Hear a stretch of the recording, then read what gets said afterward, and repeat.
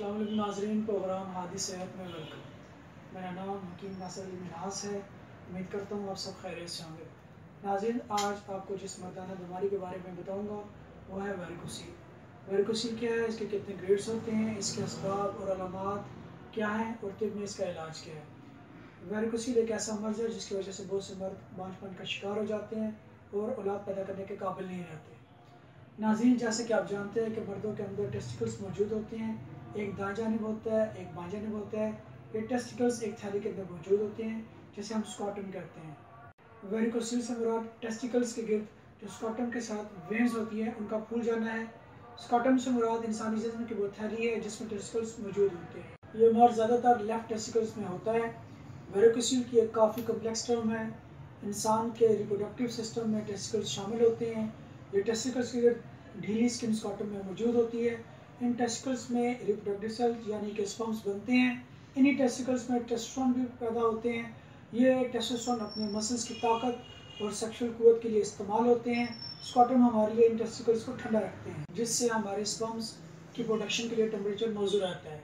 हर scrotum testicles के अंदर spermatic cord के जरिए लटके होते हैं और स्पर्मेटिक कॉर्ड के अंदर काफ़ी वेन्स होती हैं। वो वेन्स जिनमें स्पर्म्स ट्रैवल करते हैं इसको वास डिफरेंस कहते हैं।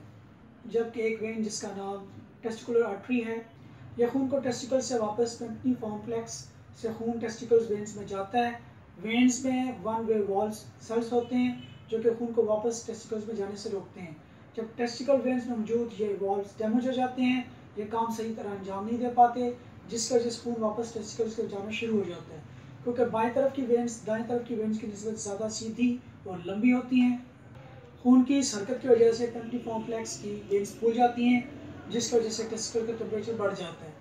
टेस्टिकल्स के लिए स्पर्म की प्रोडक्शन मुश्किल हो जाती है जो कि मर्दाना बांझपन का बाइस बनती है। स्पर्म के अलावा यह टेस्टोस्टेरोन की तादाद को भी कम कर देती है जिसकी वजह से आप कई सेक्सुअल मसाइल का शिकार हो जाते हैं। वेरिकोसील स्पर्म की तादाद और मिकदार दोनों पर असर करता है।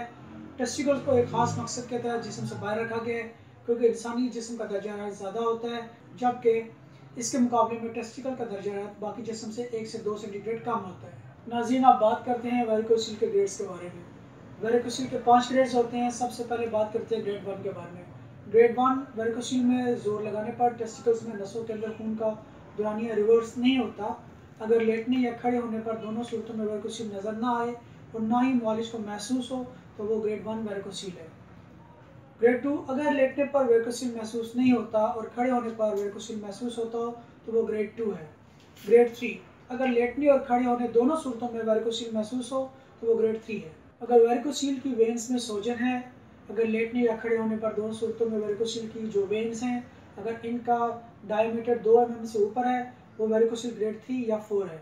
अगर वेरिकोसील में जोर लगाने पर टेस्टिकल में नसों के अंदर खून का दौरानिया रिवर्स होता है तो ये हायर वेरिकोसील के ग्रेड 3 या 4 में चला जाता है। ग्रेड 4 अगर लेटने और खड़े होने पर दोनों वेन्स नज़र आती हैं और हाथ लगाने पर महसूस होती हैं तो वो ग्रेड 4 है। ग्रेड 5 अगर टेस्टिकल का साइज छोटा हो गया तो इसको ग्रेड 5 कहा जाता है। ऐसी किसी भी सूरत में फ़ौरन अपने स्पर्म का टेस्ट करवाएं या फिर टेस्टोस्टेरोन लेवल चेक करवाएं।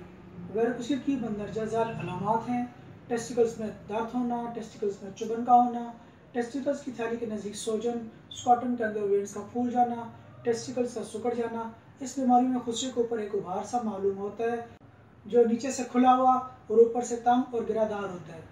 मरीज़ चिड़चिड़ापन का शिकार हो जाता है, मरीज़ डिप्रेशन में चला जाता है। वह नाज़रीन, आप वेरिकोसील के असबाब के बारे में बात करते हैं। 15 से 30 साल के दरमियान मर्दों को वेरिकोसील होने के इम्कान ज़्यादा होते हैं। जो मर्द ज़्यादा वज़न उठाते हैं उनको ये मर्ज ज़्यादा होता है। ज़्यादा वज़न उठाने से बाईजानिब की टेस्टिकल की वेन्स पर ज़्यादा इफेक्ट होता है। गुर्दे की खराबी, मैदे की खराबी, कब्ज़, बवासीर, खून का गाढ़ापन या खून में कोलेस्ट्रॉल का बढ़ जाना, तम्बाकू नोशी, सिगरेट नोशी, शराब नोशी। ऐसे लोग जिनको मोटापे की बीमारी होती है उनको ये मर्ज हो सकता है। वो लोग जो जिगर के किसी मर्ज में मुब्तला हो उनको भी ये बीमारी हो सकती है।